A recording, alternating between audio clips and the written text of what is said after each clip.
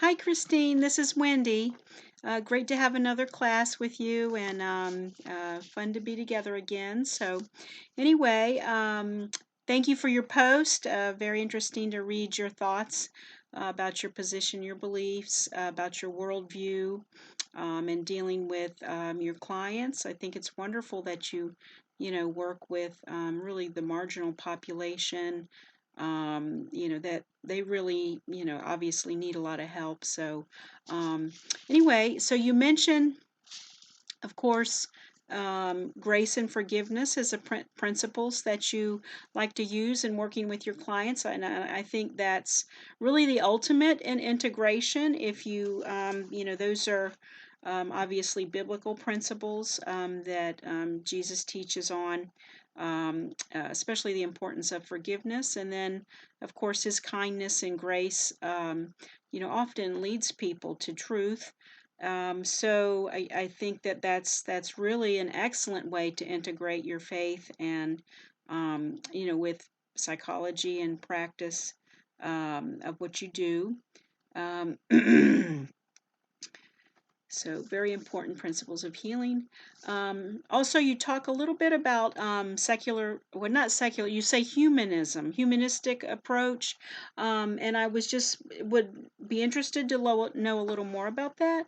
I know there is like a secular humanism that really comes from a human point of view that, man is kind of God or the center of the universe.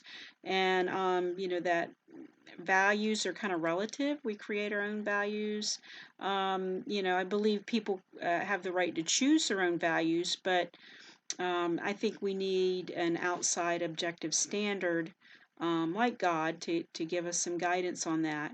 I know when I really kind of came to faith earlier in life as a young adult.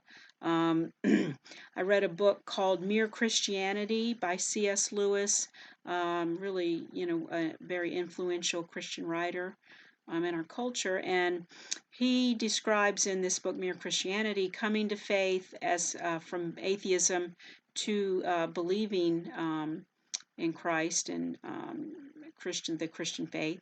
And so part of that, a turning point for him was he saw two men arguing on a bus, and he thought to himself, well, what gives one the right to assert themselves over the other?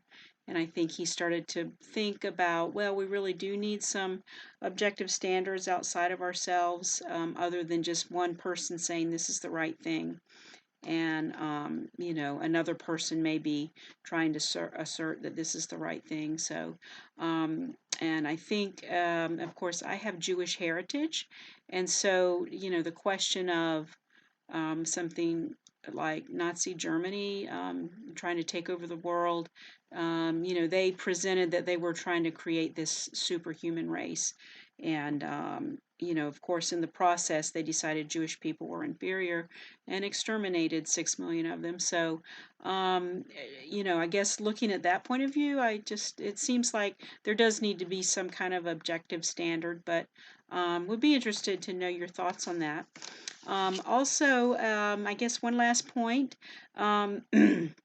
You talk about mindfulness as part of a treatment approach, and of course, I've specialized in working with people and especially children, who've been traumatized, and the idea of grounding in reality is very helpful and very healing.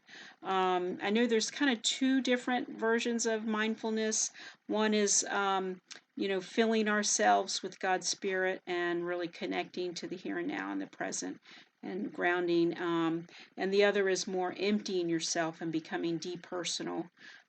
So I find the first one, filling self with God's Spirit, to be the most helpful, I think, and being personal with God, and that our identity and our personality and uniqueness is very important. So anyway, enjoyed your post. Thank you, Christine, and I look forward to seeing you around class. Take care. Bye bye.